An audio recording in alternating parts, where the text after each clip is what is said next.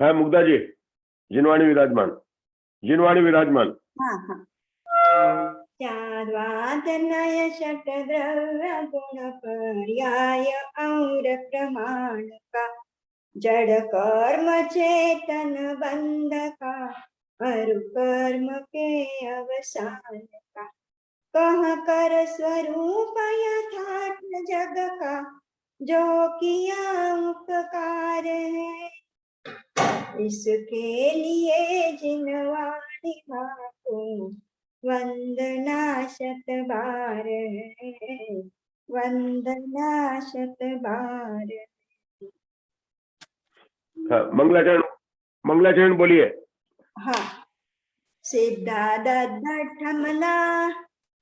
विशुद्ध बुद्धि अलध संवत्था, त्रिभुवन सिर से हरया, पश्यन्तु भडारया सौवे, त्रिभुवन भवन पसरिया, पच्चखव बोह किरण परिवेणो, उयो वि अनर्थवणो, अरहंत दिवायरो जय, किरयण खगणिहाये, नुत्तारिय मोह सन्न सिर निवहो, आयरिय राव पसियमु, परिवालिय भविय जियलो, अन्नानयन्धयारे,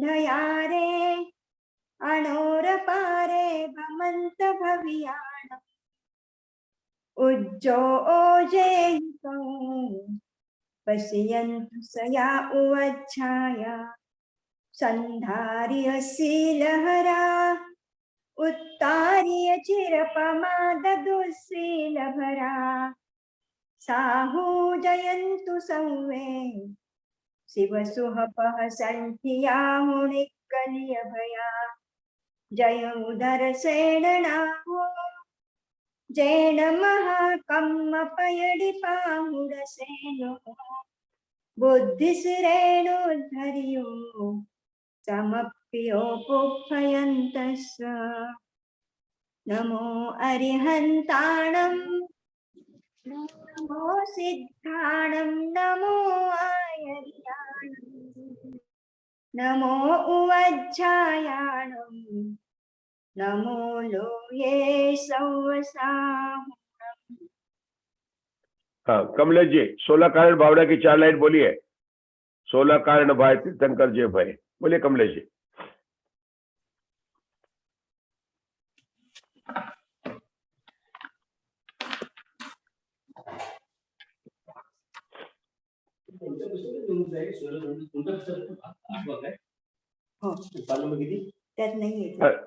हाँ दिख रहे हैं आपको 16 कारण भाई। कमलेश जी अनम्यूट कीजिए। हाँ 16 कारण भाई तीर्थंकर जय भये, हर्ष इंद्रिय अपार मेरु पे ले गए, पूजा कर निज धन्य लक्षो बहु चाव सो, हमहु 16 कारण भावे भाव सो। 16 कारण भावनाओं का हम यहाँ पर स्वाध्याय कर रहे हैं। हमारा दैनिक स्वाध्याय तो धवला पुस्तक 3 का चल रहा है, लेकिन 16 कारण मंगल पर्व के पावन अवसर पर हमने यहाँ पर धवला जी की पुस्तक 8 के आधार से 16 कारण भावनाओं के स्वरूप का स्वाध्याय करने की भावना भाई। 10 भावनाओं का हम स्वरूप वर्णन पढ़ चुके हैं। आज 11वीं भावना का वर्णन करना है। पढ़िए मुग्धा जी। अरहंत भक्ति, 11वीं भावना कौन चल रही है पर अरहंत भक्ति की बात चलेंगे आज। करिए। अरहंत भक्ति से तीर्थंकर नाम कर्म बनता है। जिन्होंने घातिया कर्मों को नष्ट कर केवल ज्ञान संपूर्ण पदार्थों को देख लिया है, वे अरहंत है। अथवा 8 कर्मों को दूर कर देने वाले और घातिया कर्मों को नष्ट कर देने वालों का नाम अरहंत है, क्योंकि कर्म शत्रु के विनाश के प्रति दोनों में कोई भेद नहीं है। अर्थात अरहंत शब्द का अर्थ चूंकि कर्म शत्रु को नष्ट करने वाला है। अतः जिस प्रकार चार घातिया कर्मों को नष्ट कर देने वाले सयोगी और अयोगी जिन अरहंत शब्द के वाच्य है, उसी प्रकार आठों कर्मों को नष्ट कर देने वाले सिद्ध भी अरहंत शब्द के वाच्य हो सकते हैं, क्योंकि निरुक्ति अर्थ की अपेक्षा दोनों में कोई भेद नहीं है। उन अरहंतों में जो गुणानुराग रूप भक्ति होती है वही अरहंत भक्ति कहलाती है। इस अरहंत भक्ति से तीर्थंकर नाम कर्म बनता है। शंका, इसमें शेष कारणों की संभावना कैसे है? समाधान, इस शंका का उत्तर देते हैं कि अरहंत के द्वारा उपदिष्ट अनुष्ठान के अनुकूल प्रवृत्ति करने या उक्त अनुष्ठान के स्पर्श को अरहंत भक्ति कहते हैं, और यह दर्शन विशुद्धता आदिकों के बिना संभव नहीं है, क्योंकि ऐसा होने में विरोध है। अतएव यह तीर्थंकर कर्मबंध का 11वां कारण है। रुकेंगे, ये थोड़ा सा उनको बोलिए, हमें वो होश बना दें। अभी बने हुए थे, जब आते हैं ना तो रुक जाता हमारा। नीरज जी, दीपम जी,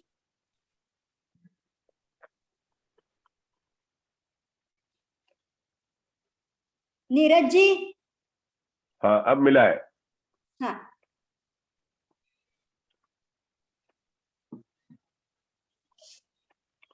राजेश भैया, 3 भावना है जिसके सामने भक्ति जुड़ा हुआ, अरहंत भक्ति, आचार्य भक्ति और बहुशुद्ध भक्ति। ये 3 भावनाओं का नाम हमें मिलता, अरहंत भक्ति, आचार्य भक्ति, बहुशुद्ध भक्ति। धवला जी में आचार्य भक्ति की जगह पर लव क्षण प्रतिबोधता लिया गया, अलग नाम है, दोनों का कोई कनेक्शन नहीं है।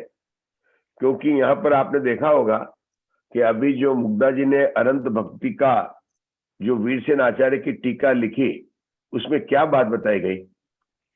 उसमें अरहंत भक्ति में पहले अरहंत शब्द का अर्थ बताया, फिर उन्होंने भक्ति शब्द का अर्थ बताया, और साथ में ये भी बताया कि अनंत भक्ति कहने में अनंत शब्द में सिद्ध भगवान की भक्ति भी जुड़ जाती है। 3 बातें बताई उन्होंने, अगर आप ध्यान से पढ़ें।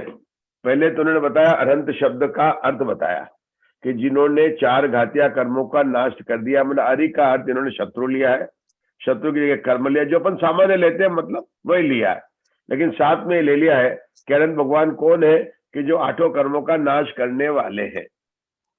जब हम पुस्तक पहली का स्वाध्याय कर रहे थे तो उन्होंने अनंत भगवान किसको कहा था? जिन्होंने यहीं पर सिद्ध दशा को प्राप्त कर लिया, यहीं पर सिद्ध हो गए, वरना होने वाले नहीं कहा, जिन्होंने सिद्ध कर लिया। भाव सिद्ध है, अनंत भगवान का दूसरा नाम क्या है? भाव सिद्ध। और दूसरे नंबर पर लिया उन्होंने द्रव्य और भाव सिद्ध दोनों लिया है, आलाप लगाए तो भाव सिद्ध और सिद्ध भगवान को क्या कहा? द्रव्य सिद्ध और भाव सिद्ध कहा।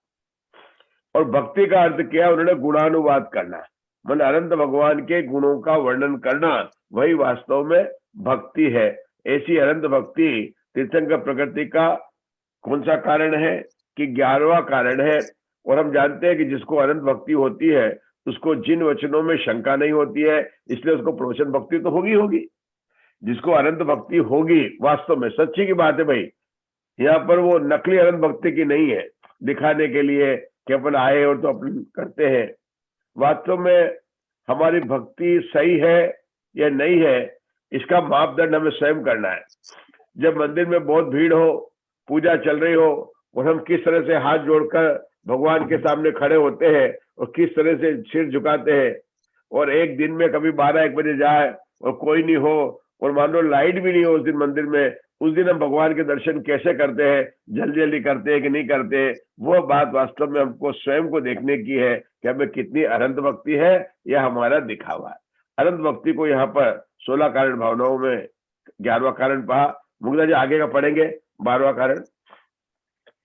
हाँ, इसमें शेष कारणों की संभावना बहुश्रुत भक्ति से तीर्थंकर नाम कर्म बनता है। जो 12 अंगों के पारगामी है वे बहुश्रुत कहे जाते हैं।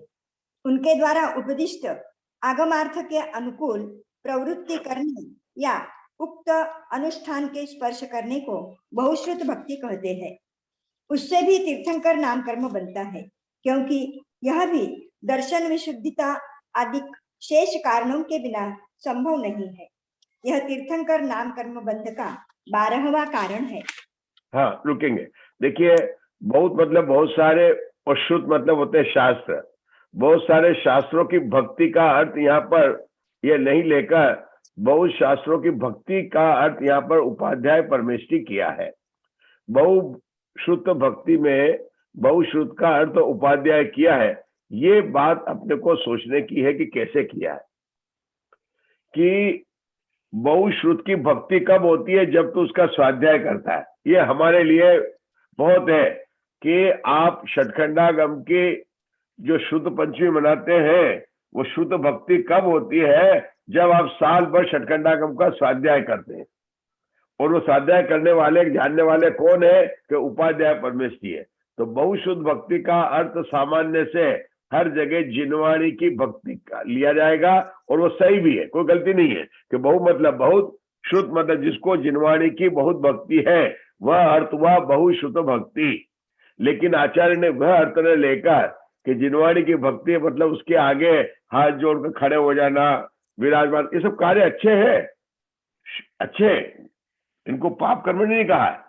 लेकिन वास्तव में निश्चय से बहुशुद्ध भक्ति किसको होती है? कि उपाध्याय परमेष्टि को होती है, क्योंकि वे द्वादशांग के ज्ञाता है। और द्वादशांग में धवला जी आया कि नहीं आया? आया। मतलब सभी शास्त्रों के पढ़ने वाले हैं, मतलब सभी शास्त्रों को पढ़ने का जो है उसका नाम उन्होंने बहुशक्ति भक्ति कहा है। लेकिन यहाँ पर तो बहु शास्त्रों को जानने वालों को ऐसे उपाध्याय परमेष्टि की भक्ति का नाम बहुशुद्ध भक्ति कहा है। आगे पढ़ेंगे। प्रवचन भक्ति से तीर्थंकर नाम कर्म बनता है। सिद्धांत अर्थात 12 अंगों के प्रवचन कहते हैं। वे स्वयं प्रकृष्ट है अथवा प्रकृष्ट जो सर्वज्ञ, उनके वचन प्रवचन है, ऐसी उत्पत्ति है। उस प्रवचन में कहे हुए अर्थ का अनुष्ठान करना, यह प्रवचन में भक्ति कही जाती है। इसके बिना अन्य प्रकार से प्रवचन में भक्ति संभव नहीं है, क्योंकि असंपूर्ण में संपूर्ण व्यवहार का विरोध है। इस प्रवचन भक्ति से तीर्थंकर नाम कर्म बनता है। इसमें शेष कारणों का अंतर्भाव कहना चाहिए। इस प्रकार यह 13वां कारण है। देखिए, 9 देवताओं में जिन वचन को भी लिया गया है। यहाँ प्रवचन भक्ति मतलब उत्कृष्ट, वही अर्थ क्या? प्रकृष्ट किया। वचन मतलब जिनेंद्र भगवान के वचन। तो प्रकृष्ट वचन तो जिनेंद्र भगवान के ही है। उन वचनों की भक्ति मतलब यहाँ पर जिनवाणी की भक्ति को यहाँ पर लिया गया, प्रवचन भक्ति में लिया है, जिसका नाम 9 देवताओं में भी है। इस प्रवचन भक्ति की महिमा मूलाचार में गाते हुए कहा गया है, जिन वर्णम मोसह मीणम विषय सुविरेयणम। मतलब जिनेंद्र भगवान के वचन कैसे हैं कि ऐसी औषधि है कि सर्व दुखों का नाश करने वाले हैं। बहुत प्रसिद्ध गाथा है मूलाचार की। यह प्रवचन भक्ति को भी जो तीर्थंकर प्रकृति के बंध का कारण बताया है। आगे कौन सी भक्ति आने वाली मुग्धा जी? आवश्यक परिहानी। हाँ, प्रवचन वस्त्रता आ रही, यहाँ पर जो है प्रवचन वस्त्रलता ले। चलो प्रवचन, हाँ लीजिए। पंडित जी, एक प्रश्न पूछ सकता हूँ? हाँ, बढ़िए। उन्होंने पूछा है, इससे बिना अन्य प्रकार से तो उस भक्ति में अनुष्ठान करना। हाँ, अनुष्ठान करने का सही अर्थ बताइए, जिससे कि हमें समझ में आए कि भक्ति का मतलब क्या है। देखो, व्रतों में अनुष्ठान, अब बोलते हैं व्रतों में अनुष्ठान है ना, जो पर्व के होते हैं। तो उस भग्न में ठान छतन ठान स्थापित करने से, अनु मतलब अकॉर्डिंग, अनुष्ठान। ठा का अर्थ होता है ठा ठा ठवना, स्थापना अपन करते हैं ना, ठा ठा ठवना मतलब अत्र अवतर अवतर तिष्ठ तिष्ठ। ठा ठा ठवना का होता है तिष्ठ तिष्ठ। यहाँ हुआ अनुष्ठान। अनु मतलब होता है अकॉर्डिंग, उसके अनुसार, जैसा प्रवचन में कहा गया उसके अनुसार अपने को स्थापित करना, वही हुआ अनुष्ठान का अर्थ। चलिए, हाँ चलिए आगे चलिए मुक्ता जी। प्रवचन वत्सलता से तीर्थंकर नाम कर्म बनता है। सिद्धांत या 12 अंगों का नाम प्रवचन है। इसमें होने वाले देशव्रती, महाव्रती और असंयत सम्यक दृष्टि प्रवचन कहे जाते हैं। हाँ, देखो यहाँ पर चौथे गुण स्थान वाले को भी प्रवचन कहा, यहाँ अपन तो कहते हैं लघु नंदन है, मोक्ष मार्गी है ना, उसको दृष्टि मुक्त कहते थे, लेकिन यहाँ पर क्या कहा, असंयत समग्र दृष्टि को भी प्रवचन कहा, देशवृत्ति को भी प्रवचन कहा, महावृत्ति को भी प्रवचन कहा, है ना। प्रवचन वत्सलता, सिद्धांत और 12 अंगों का नाम प्रवचन है, और उसमें वात्सल्य अंग का होना यहाँ पर उसको कहा प्रवचन वत्सलता भक्ति। जब हम साधारण से जब इसका अर्थ करते हैं तो वात्सल्य अंग में पूरा अपन जो है वात्सल्य अंग घटा देते, साधन में क्या वात्सल्य करना, वात्सल्य भोजन कराना, जिनेन्द्र भगवान का प्रवचन का रथ निकालना, मतलब सारे वात्सल्य अंग की बात कर लेते जो व्यवहार वात्सल्य में कहा जाता है। लेकिन यहाँ पर किसकी बात की उन्होंने, कि अपनी आत्मा में जिसने सम्यक दर्शन प्रकट किया है, जिसने देश उद्धारण किया है, जिसने महावधारण किया है, ऐसा तो अपने का स्वयं की वात्सल्यता हुई है और उन गुणों को लिया यहाँ पर, मतलब सम्यक दृष्टियों के प्रति, महावृत्तियों के प्रति, देश वृत्तियों के प्रति वात्सल्य अंग की बात की, यहाँ पर भावना की बात की इन्होंने। आगे का पढ़ेंगे। शंका, इसमें आकार का श्रवण क्यों नहीं होता, अर्थात प्रवचन में होने वाले इस विग्रह के अनुसार प्रावचन होना चाहिए, न कि प्रवचन। समाधान, अ आ ई उ उ ये 6 स्वर और ए ओ ए 2 संधि अक्षर, इस प्रकार ये 8 स्वर अविरोध भाव से एक दूसरे के स्थान में आदेश को प्राप्त होते हैं। इस सूत्र से आदि वृद्धि रूप आ के स्थान पर अ का आदेश हो गया है। हाँ, अब ये पूरा का पूरा व्याकरण बता दी यहाँ पर। कभी कभी व्याकरण बताते हैं, ये कातंत्र रूपमाला के रूल है कि अ कहाँ पर लोप होता है, आ कैसे होता है, तो इस प्रकार का यहाँ पर बताते हैं। तो उन्होंने क्या किया, अर्थ क्या किया, बात क्या समझना आपने को, प्रवचन जो कहा है तो इस विग्रह के अनुसार प्रावचन होना चाहिए, क्योंकि शंका क्या की, आकार का श्रवण क्यों नहीं होता, आप जो उसको करें ना, मतलब प्रावचन होना चाहिए था, तो कहने कि आ की जगह वहां पर जो लोप हो गया है और प्रवचन हुआ है, ये नियम बताया व्याकरण का। चलिए आगे बढ़े। उन प्रवचनों अर्थात देशवृत्ति, महावृत्ति और असंयत सम्यक दृष्टियों में जो अनुराग, आकांक्षा अथवा मम इदम बुद्धि होती है, उसका नाम प्रवचन वत्सलत्व है। उससे तीर्थंकर कर्म बनता है। इसका कारण यह है कि 5 महाव्रत आदि रूप आगम अर्थ विषयक उत्कृष्ट अनुराग का दर्शन विशुद्धिता आदिकों के साथ अविनाभाव है, अर्थात उक्त प्रकार प्रवचन वत्सलता दर्शन विशुद्धि आदि शेष गुणों के बिना नहीं बन सकती, इसलिए यह 14वां कारण है। अब 15वें कारण में किसको लेते हैं, देखिए प्रवचन प्रभावना से। हाँ, प्रवचन प्रभावना से तीर्थंकर नाम कर्म बनता है। आगमार्थ का नाम प्रवचन है, उसके वर्ण जनन अर्थात कीर्ति विस्तार या वृद्धि करने को प्रवचन की प्रभावना और उसके भाव को प्रवचन प्रभावनता कहते हैं। उससे तीर्थंकर कर्म बनता है, क्योंकि उत्कृष्ट प्रवचन प्रभावना का दर्शन विशुद्धता आदिकों के साथ अविनाभाव है, इसलिए यह 15वां कारण है। 16वां अभीक्ष्ण ज्ञानोपयोग युक्तता से तीर्थंकर कर्म बनता है। अभीक्ष्ण का अर्थ बहुत बार है। ज्ञानोपयोग से भावश्रुत अथवा द्रव्यश्रुत की अपेक्षा है। उन भाव व द्रव्यश्रुत में बार बार उद्युक्त रहने से तीर्थंकर नाम कर्म बनता है, क्योंकि दर्शन विशुद्धता आदिकों के बिना यह अभीक्ष्ण ज्ञानोपयोग युक्तता बन नहीं सकती।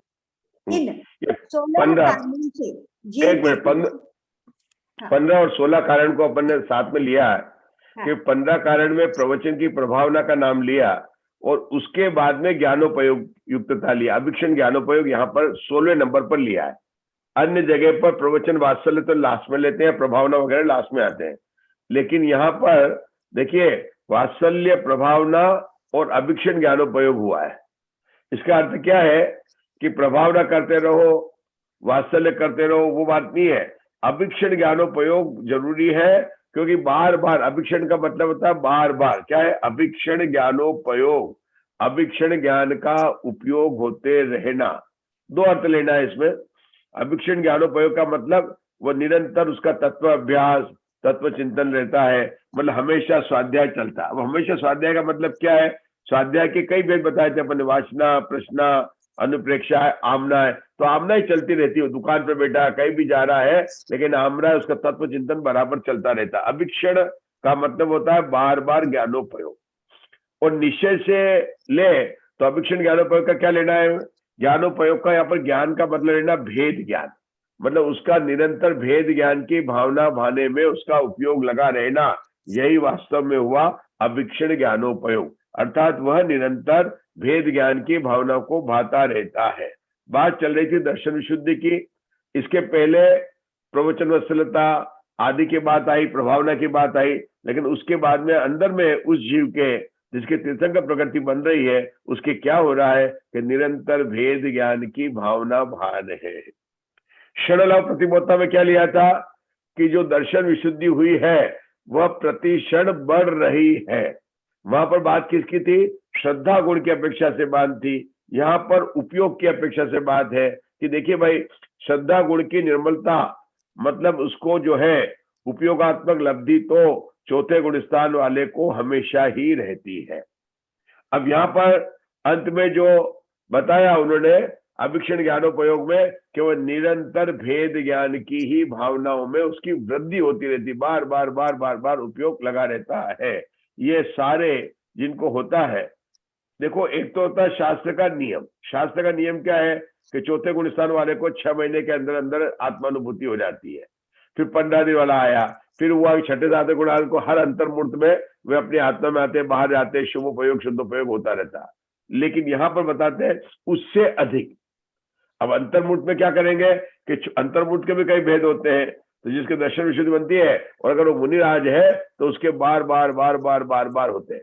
क्योंकि आपने सुना होगा 7वें गुण स्थान के बाद में भी मतलब जो है मतलब जो मुनिराज होते हैं उसके बाद में भी 2 कल्याणक वाले तीर्थंकर प्रकृति होते हैं, भले हमारे यहाँ पर नहीं पाए जाए। अब 2 कल्याण वाले मुनिराज है तो क्या मतलब मुनि अवस्था उन्होंने ऑलरेडी धारण कर लिया है। अब मुनि अवस्था धारण कर, तो मुनि अवस्था को किसको कहा है? शुद्ध प्रयोग को ही मुनि अवस्था कहा है। शुद्ध प्रयोग को ही मुनि अवस्था कहा है हमारे प्रवचन सार में। और शिव प्रयोग को भी मुनिराज है। तो वो जो छठे सातवें में आते थे उसके अलावा आते तो छठे सातवें में ही है, लेकिन उस समय उनकी विशुद्धि अलग होती है। अब उन मुनिराज की विशुद्धि 2 प्रकार की हो गई। एक विशुद्धि हो गई श्रेणी चढ़ने के भाव वाली, जिसको हम बताते हैं अप्रमत स्वस्थान से सातिशय प्रमत अवस्था में जाने वाली विशुद्धि। वह विशुद्धि से भी कुछ अलग हटकर जो है यहाँ पर विशुद्धि है। क्यों कि जो तीर्थंकर प्रकृति का बंध नहीं होता है वह भी सातिशय प्रमत अवस्था को प्राप्त करके उस समय सपक श्रेणी चढ़ जाते हैं। और यहाँ पर तो क्या है कि उस विशुद्धि को प्राप्त करके वह जीव जिसने तीर्थंकर प्रकृति बांधा है वो उपशम श्रेणी भी चढ़ के आ सकता है, नीचे आ सकता है। हाँ, वो गिरेगा नहीं, उपशम श्रेणी चढ़ के आएगा तो वह गिरेगा नहीं। ऐसा नहीं है कि वो गिर के जो चला जाएगा, कि तीर्थंकर प्रकृति वाला जीव नियम से जो है तीसरे भाव में मोक्ष आने वाला है। ये 16 कारण की भावनाओं की हमने यहाँ पर जो है धवला जी के अध्यात्म स्वाध्याय किया। अब अंत में क्या कहते हैं बड़े मुग्धा जी? इन 16 कारणों से जीव तीर्थंकर नाम कर्म को बांधते हैं अथवा सम्यक दर्शन के होने पर शेष कारणों में से 1, 2 आदि कारणों के संयोग से तीर्थंकर नाम कर्म बनता है, ऐसा कहना चाहिए। हाँ, अब जो है इसके ऊपर जो है इन्होंने 42 नंबर का पढ़ी है, सूत्र पढ़ी, सूत्र नंबर 42 का। कौन पढ़ेंगे? हम बोलेंगे, पढ़ने दीजिए इनको। कमलेश जी पढ़िए, उन्होंने हाथ उठाया। 14वां कारण कौन सा है? 14वां कारण कौन सा है? 14 इन कारण के नंबर पर मत जाइए, लेकिन 14 कारण जो है उन्होंने प्रवचन भक्ति को लिया है, ये लिया प्रवचन वाला लिया है, प्रवचन वत्सलता लिया है। 13वां प्रवचन भक्ति, 14वां कौन सा है? ये लिखा 14 कारण, इसलिए 14 प्रवचन वत्सलता, प्रवचन वत्सलता लिया 14 कारण, इसलिए 14 कारण है। और 13वां कारण इन्होंने लिया प्रवचन भक्ति लिया है। 13वां कारण प्रवचन भक्ति लिया है, 14वां प्रवचन वत्सलता लिया है, और लिखा भी वहां पर 14 कारण तीर्थंकर का कारण है। ठीक है, नंबर भी दिया उन्होंने।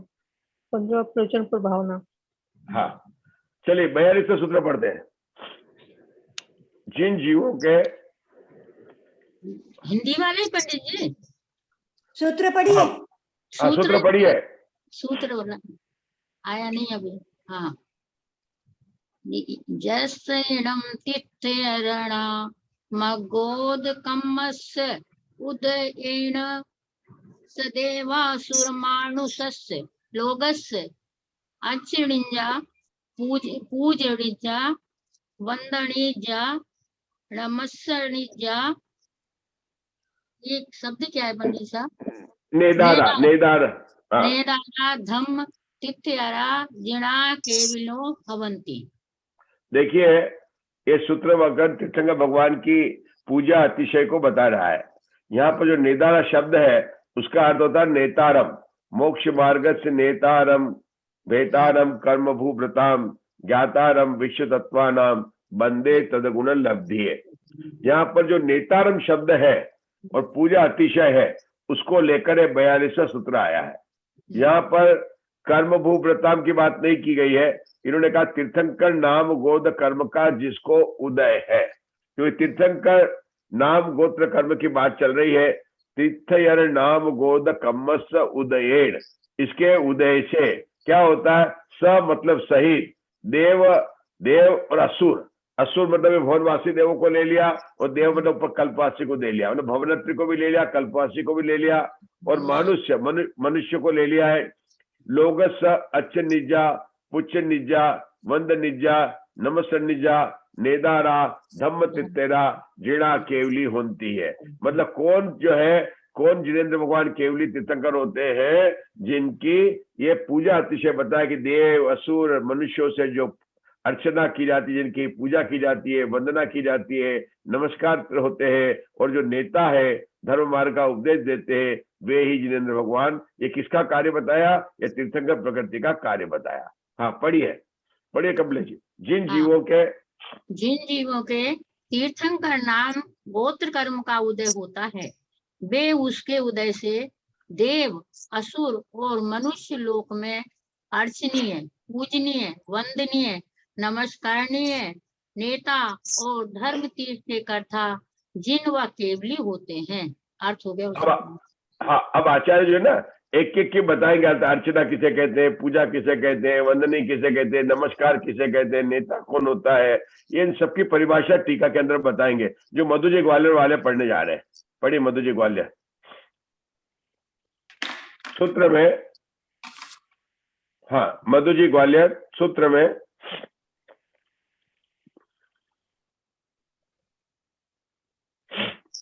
चलिए जब तक कोई और पढ़िए नहीं हो तो मैं पढ़ूं? हाँ पढ़ो।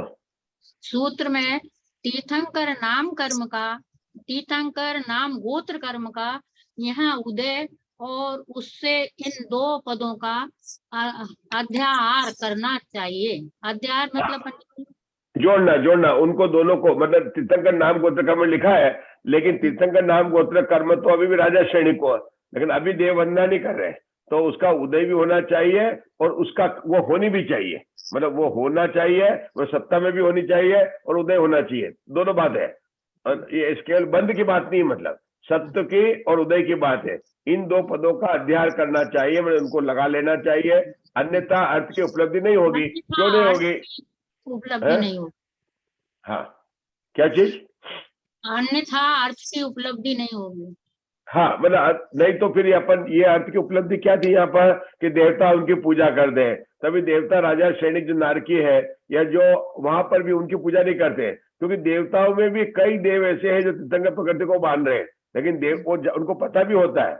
जैसे शांतिनाथ भगवान सर्वार्थ सिद्धि से आए, ये लोग स्वर्ग से आए, तो वहां पर आने वाले तो पता चल गया था, नहीं तो कैसे 6 महीने पहले बरसाते हैं, लेकिन वहां पर जाके देव की पूजा नहीं करते। यहाँ पर आके माता पिता की पूजा करते हैं, लेकिन वहां पर उस जीव की पूजा नहीं करते, है ना। नरक पे जरूर जाके उसके आगे दूसरे नारकियों से उसके उपद्रव को बचाने के लिए कोट बना देते हैं, उस पर नहीं होता है, लेकिन और कोई भक्ति वगैरह पूजा नहीं करते हैं, तो उसकी अन्यथा अर्थ की उपलब्धि नहीं होती है। आगे जिसके अर्थात जिन जीवों के यह अर्थात इस तीर्थंकर नाम गोत्र कर्म का उदय होता है वे उसके उदय से देव असुर एवं मनुष्यों से परिपूर्ण लोक के अर्चनीय होते हैं, ऐसा संबंध करना चाहिए। चरु, बलि, पुष्प, फल, गंध, धूप, दीप आदिकों से अपनी भक्ति प्रकाशित करने का नाम अर्चना है। इसीलिए इनके अपने जिनेंद्र अर्चना नाम दिया, पूजा की किताब का नाम क्या दिया है? जिनेंद्र अर्चना। मतलब उसका मतलब क्या होता है कि अष्ट द्रव्यों से जो पूजा की जाती है, द्रव्यों से, उसका नाम जिनेंद्र, उससे भक्ति प्रकाशित करने का नाम अर्चना है। चलो, हाँ। इनके साथ इंद्रध्वज, कल्प वृक्ष, महामय और सर्वतोभद्र इत्यादि महिमा विधान को पूजा कहते हैं। हाँ, अब पूजा किसको कहा उन्होंने? इंद्रध्वज विधान की पूजा करना, कल्प वृक्ष की पूजा करना, महामय सर्वतोभद्र चक्रवर्ती करते हैं, इन सबकी पूजाओं को नाम जो है महिमा विधान पूजा कहते हैं। आप अष्टकर्मों को नष्ट करने वाले, केवल ज्ञान के समस्त पदार्थों को देखने वाले, धर्मोन्मुख शिष्टों की गोष्ठी में अभय दान देने वाले, शिष्ट परिपालक और दुष्ट निग्रहकारी देव हैं। ऐसी प्रशंसा करने का नाम वंदना है। ऐसे किस वंदना नाम किसका दिया? आप अष्टकर्मों को नाश करने वाले, ठीक है ना? मतलब भगवान कौन है कि हमारे प्रशंसा कर रहे भगवान की। वंदना किसको कहा? कि आप मेरे 8 कर्मों का नाश करने वाले हैं, केवल ज्ञान से समस्त पदार्थ को देखने वाले हैं। ये उनके केवल ज्ञान की महिमा बता दी, ठीक है। ये धर्मोन्मुख शिष्टों की गोष्ठी में, ये कहाँ लगी होती है? धर्मोन्मुख गोष्ठी में जूम पर कब हुई थी? ये कोरोना काल में ये गोष्ठी कब हुई है? इसका मतलब समूह शरण लिया उन्होंने। जाओ उधर, धर्मोन्मुख, हाँ, धर्मोन्मुख शिष्ट कौन है? जो समूह शरण जहाज पे वहां पर बैठे हुए गोष्ठी में अभय दान देने वाले। उस गोष्ठी में तीर्थंकर भगवान अभय दान देते हैं। और क्या है? शिष्ट परिपालक। मतलब ये क्या हुआ? शिष्ट परिपालक में गंधर्व देव जो है उनके शिष्य है। उनके असली शिष्य क्या है? मुनि है, सारे 7 गण ले सकते हैं। शिष्ट परिपालक और दुष्ट निग्रहकारी देव है, ऐसी प्रशंसा करने का नाम है। मतलब वंदना कहा। आगे बोलो। 5 मुष्टियों को, आगे 5 बोलो। मुष्टियों अर्थात अंगों, 5 अर्थात अंगों देव, असुर, मनुष्यों परिपूर्ण लोक में अर्चनीय होते हैं। नहीं, 1 मिनट। हाँ। ऐसी प्रशंसा करने का नाम वंदना है। 5 मुष्टियों अर्थात अंगों 5 द्वारा भूमि को स्पर्श करते हुए जिनेंद्र देव के चरणों में पड़ने को नमस्कार कहते हैं। धर्म का अर्थ सम्यक दर्शन, सम्यक ज्ञान और सम्यक चारित्र है। इनसे संसार सागर को तरते हैं, इसीलिए इन्हें तीर्थ कहा जाता है। इस धर्म तीर्थ के कर्ता जिन केवली और नेता होते हैं। ये नेता का बता दे। हाँ, ओघानुगम समाप्त हुआ। ये तो ओघानम 8वीं पुस्तक का था, जो यहाँ पर अभी समाप्त हुआ। इस तरह से हमने इस 16 कारण महापर्व के अवसर पर हमने जो 16 कारण की भावना का जो धवला जी में जो स्वाध्याय आया था राजेश भैया, उसका हमने यहाँ पर स्वाध्याय किया। और देखो, तीर्थंकर नाम गोत्र कर्म, ये शब्द जो गुरुदेव श्री बोलते थे, यहाँ पर टीका में आचार्य वीरसेन ने कितनी बार प्रयोग किया, तीर्थंकर नाम गोत्र कर्म। और हमें लगता था कि वो कैसे बोल रहे हैं, तीर्थंकर नाम गोत्र कर्म यहाँ बोल रहे थे। हाँ हाँ, बोलिए। ये ना प्रवचन वत्सलता की भावना है। हाँ। उसमें लास्ट पैराग्राफ में दूसरी लाइन में शब्द आया है ममेदम। हाँ। मम इदम। हाँ, मम इदम। हाँ, बुद्धि होती है। हाँ, तो पूरी लाइन है उन प्रवचनों में, अर्थात देश प्रति, महावृत्ति और असहयोग समवृष्टियों में जो अनुराग, आकांक्षा अथवा ममेदम बुद्धि होती है। तो यह ममेदम का अर्थ क्या है? हाँ, ममेदम का तो प्रीति जी को बताना चाहिए। समय सार का शांति पाटिल जी की, उन्होंने क्लास अटेंड की है, उनका टीवी में फोटो भी है। ये समय सार की 18, 19, 20 गाता है ना आगे, यह मैं हूं, यह मेरा है, जो बोल बनाए ना, उसमें जो भिन्नता की बात करें, वहां पर ममेदम, मम इदम, मतलब ये मेरे है, मैं इनका हूं, ये मेरे होंगे, मैं इनका था, ये भविष्य काल में मैं इनका हूंगा, ऐसे बोल लगाए। 3 काल के संबंधित बोल लगाए, ठीक है ना, 3 सामान्य से। आप गाथा देखेंगे, ममेदम का शब्द वहां बहुत अच्छी तरह से बताया। कहाँ बताया? समय साल में। 19वीं गाथा के बाद में, मतलब 20-21वीं गाथा में लेना, 20-21-22-3 गाथा का है, वहां पर उन्होंने द्रव्य कर्म, नो कर्म से जो अपने को भिन्न, जिसके साथ में एकत्व और ममत्व बुद्धि नहीं है, वह वास्तव में जो है उसको बताया भेद ज्ञान का प्रकरण चल रहा है। यहाँ पर ममेदम का मतलब अपने तो ममत्व भाव किसमें कर रहा है? वह कर रहा है जिनवाणी में कर रहा है, मतलब है ना, जिनवाणी में। यहाँ पर तीनों लेते हैं अपन, जिनवाणी को भी लिया है, जिनवाणी के पढ़ने वालों को भी लिया है, और जिनवाणी को स्वयं को पढ़ना भी लिया है ना। अपन कहते हैं ना अनायतम लेते ना, उनकी प्रशंसा करने वाले, उनके अनुमोदना करने वाले, उनको करने वाले, सबको लेते हैं। कर्त कारित अनुमोदना तीनों प्रकार से लेते हैं। तो ममेदम का अर्थ होता है ममत्व भाव, ठीक है, मम इदम। चलिए अब जो है मंगलाचरण करेंगे हमारे किरण जी भाई साहब। धवला पुस्तक 9 का स्वाध्याय प्रारंभ करते हैं।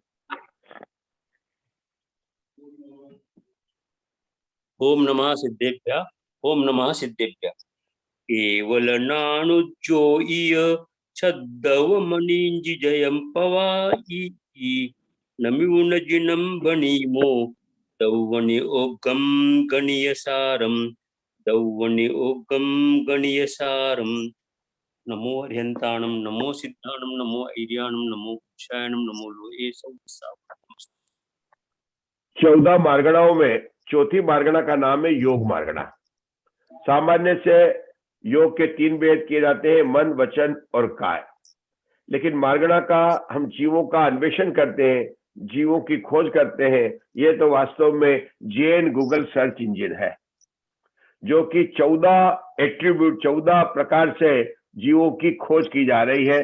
चौथी मार्गणा का नाम है योग मार्गणा। लेकिन इन मार्गणाओं में जब मार्गणा का भेद प्रभेद कहते हैं, तो हर जीव को भी हमको खोजना पड़ता है। तो 14 गुणस्थान वाले अयोगी और सिद्ध भगवान जिनके योग नहीं पाया जाता है, उनको भी यहाँ पर मार्गणा के भेद में लेना है। तो जब मन के सामान्य से भेद करते हैं, तो सत्य, असत्य, उभय और अनुभय करते हैं। और 4 प्रकार के मन के, 4 प्रकार के वचन के और 7 प्रकार के काय के भेद किए जाते हैं। 2 औदारिक संबंधी, 2 वैक्रिक शरीर संबंधित, 2 आहारक संबंधी शरीर संबंधित, 2 मतलब पर्याप्त और अपर्याप्त अवस्था में होने वाले, तथा केवल अपर्याप्त अवस्था में होने वाला कार्बन का योग। ये 7 भेद होकर योग के 15 भेद हो जाते हैं। लेकिन जब आलाप लगाते हैं तो 4 मनोयोग के साथ में सामान्य मनोयोग, 4 वचन योग के सामान्य वचन योग, और काय योग के साथ में एक केवल काय योग, सामान्य काय योग भी लगा लेते हैं। इस प्रकार से 3 भेद और बढ़ने से 15 के स्थान पर 18 भेद तो ये हो ही जाते हैं। लेकिन क्या और क्या बढ़ जाता है? इसके बाद में अकाय जीवों को भी अयोगी जीवों को भी लेते हैं, मतलब 14 गुण स्थान वाले, और इनको भी लेते हैं। सिद्ध भगवान जिनके की योग नहीं होता है। मतलब योग मार्गणा से गुणस्थान कितने होंगे अंजना जी? गुणस्थान तो 14 होते हैं। गुणस्थान कितने होते हैं? 14 होते हैं।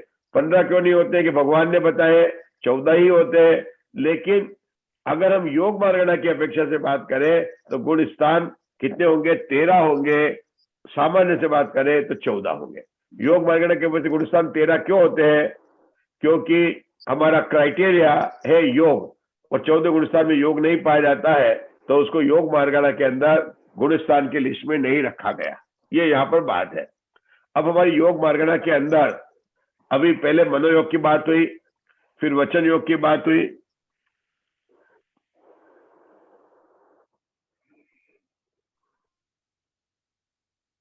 कहां से आवाज आ रही है? हाँ, मनोयोग की बात हुई, फिर वचन योग की बात हुई, काय योग की चली।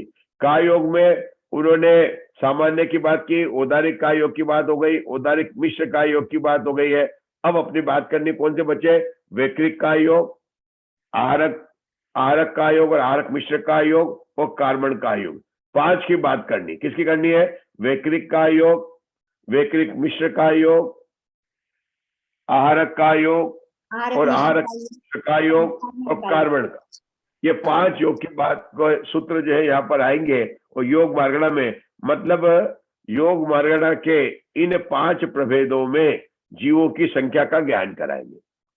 जीवों की संख्या ज्ञान कराएंगे तो ये जो 5 प्रभेद है उसके स्वामी कौन है? कि वैक्रिक का योग और वैक्रिक मिश्र योग के स्वामी कौन है? कौन बताएगा? कुसुम जी आप बता पाएंगे? स्वामी कौन है? कुसुम जी। देव और नारकी, क्योंकि देव और नारकियों के ही वैक्रिक काय योग होता है और उनके अपर्याप्त अवस्था में वैक्रिक मिश्र काय योग होता है। ये अपने को ध्यान रखने का है कि वैक्रिक में जब इनकी बात आएगी कि इस देव और नारकी गुण स्थान होते हैं 1 से 4 गुण स्थान होते हैं। कितने होते हैं? 1 से 4 होते हैं। अब वैक्रिक मिश्र काय योग में कौन सी गति होगी?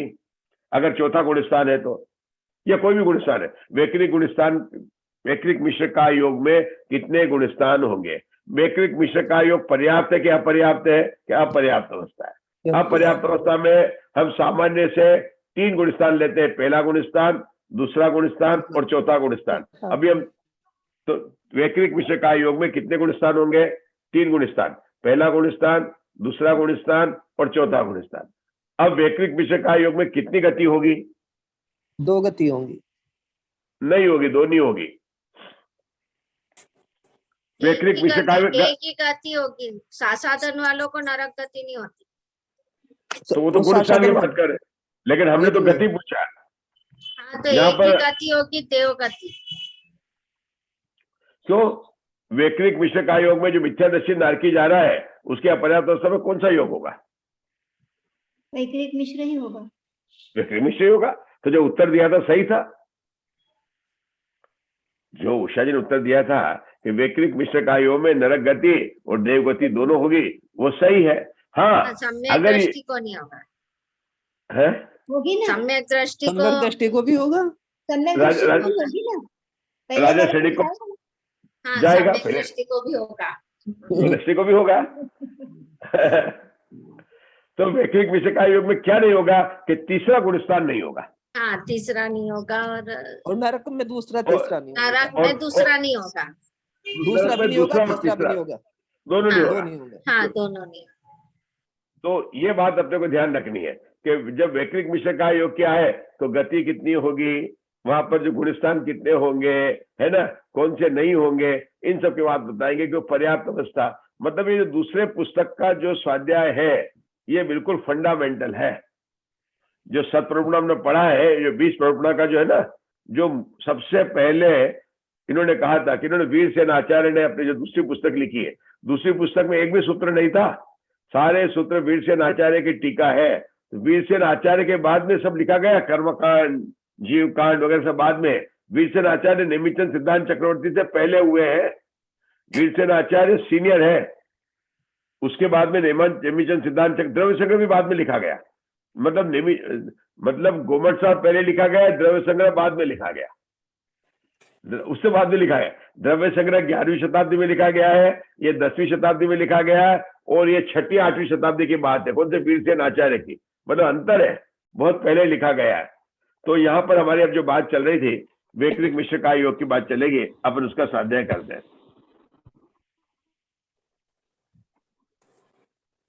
हाँ अशोका जी, पढ़ना है आपको वैक्रिक मिश्र काय के। हाँ। वैक्रिक काय योगी सूत्र पढ़ना है। हाँ, वैक्रिक काय योगिषु मिच्छा इट्ठी दव प्रमाणेन केवड़िया देवाणम संख्येचदि भागुणो। वैक्रिक काय योगियों में मिथ्या दृष्टि जीव द्रव्य प्रमाण की अपेक्षा कितने हैं?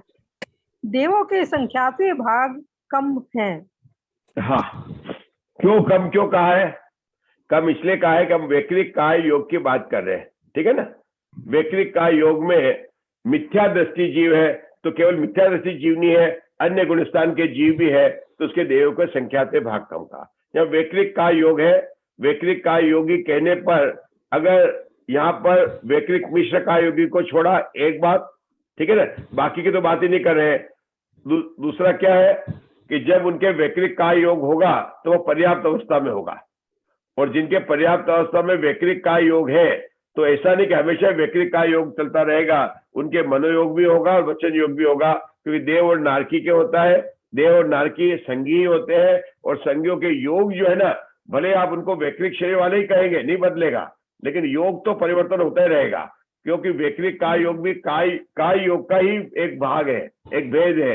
तो उनके काय योग भी होगा मनोयोग भी होगा और वचन योग भी होगा, वचन योग भी होगा। तीनों योग होंगे। तो यहाँ पे पूछा द्रव्य प्रमाण की अपेक्षा कितने हैं कि देवों के संख्यात्मक भाग कम है। देखो नारकी और देव इन दोनों की राशि को लेना है, उन दोनों की राशि में देव राशि ही प्रधान है, देव राशि प्रधान है, लेकिन देवों से कुछ कम है तो बाकी कौन से हो जाएंगे कि बेकी। यहाँ बात चल रही है मिथ्या दृष्टि की। जी मेरे को जरा म्यूट करवा दीजिए ना सबको। अच्छा हाँ प्लीज सब लोग म्यूट कर लीजिए, डिस्टरबेंस आ रहा है।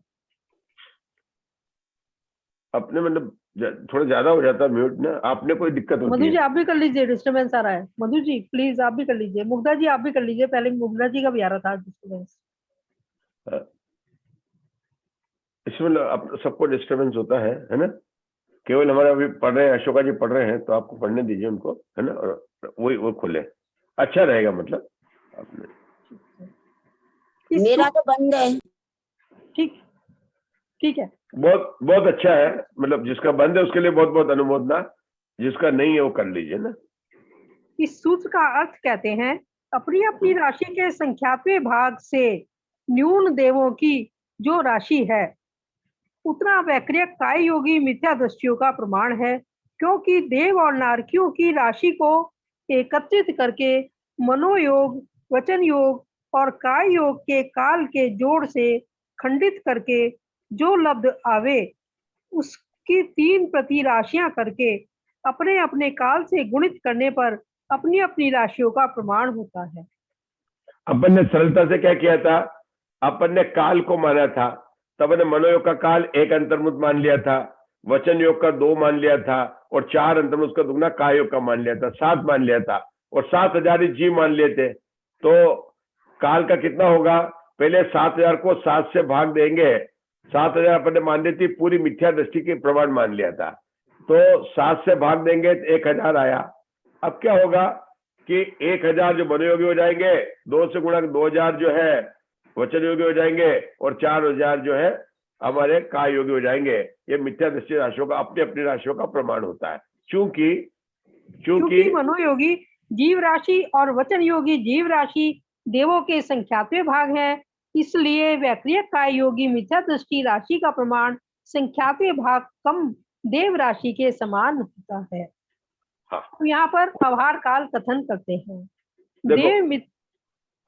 बोलिए अवहार काल। देव मिथ्या दृष्टि राशि और नारक मिथ्या दृष्टि राशि का जितना योग हो उसे मनोयोगी, वचन योगी, वैक्रियक मिश्र काय योगी और कारमाण काय योगी देव और नारकी मिथ्या दृष्टि राशि के योग से भाजित करने पर संख्यात लब्ध आते हैं। एक कम उस संख्यात से संख्यात तत्रांगुल मात्र देव और नारकियों के जोड़ रूप अवहार काल को खंडित करके जो लब्ध आवे उसे उन्हीं दोनों के जोड़ रूप अवहार काल में मिला देने पर वैक्रियक काय योगी मिथ्या दृष्टियों का अवहार काल होता है। वैक्रिक काय योगी का मिथ्या दृष्टि का अवहार काल क्यों निकाला? क्योंकि हमें जो है वैक्रिक काय योगी मिथ्या दृष्टि की संख्या निकालनी है, क्योंकि द्रव्य प्रमाण से बात को सूत्र लग रहा है। अवहार काल निकालना है तो किसमें भाग देंगे? जगत प्रथम में भाग देंगे। अब वैक्रिक काय योग कहा तो देव भी वैक्रिक काय योगी है और नारकी जीव भी वैक्रिक काय योगी है। उन दोनों जीवों की टोटल कर लिया कितने जीव है। अब उसको हमें केवल यहाँ पर केवल देव का नहीं निकालना, हमें वैक्रिक काय योगियों का निकालना, लेकिन देव प्रधान है, देव की राशि मुख्य है। तो सामान्य से पहली बात तो संख्या कितनी होगी कि उसमें से मनोयोगी, वचन योगी, वैक्रिक मिश्र काय योगी और कार्बन काय योगी इन देव और नारकियों की मिथ्या दृष्टि को राशि का जो इतना होता है उससे कम होगी। तो कम होने के लिए अवहार काल को बड़ा करना पड़ेगा। तो अवहार काल को कितना बड़ा करने का कि उसको संख्या से अधिक बढ़ाना करना पड़ेगा। ये जो बताते हैं ये तरीका है।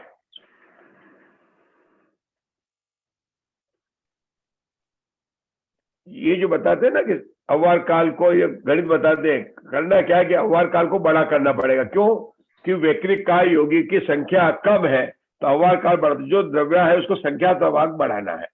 अब जैसे सामान्य अवार काल 100 है और उसका संख्यात्मक भाग बढ़ाना है, तो हम संख्यात का कुछ प्रमाण मान लेंगे कि संख्यात के प्रमाण 9 मान लिया, 9 मान लिया तो 900 में 9 का भाग दिया तो कितना आया, 100 आया, तो 900 में 100 जोड़ देंगे तो वो 1000 जो है उसका हो गया। इसको कहते हैं संख्यात्मक भाग।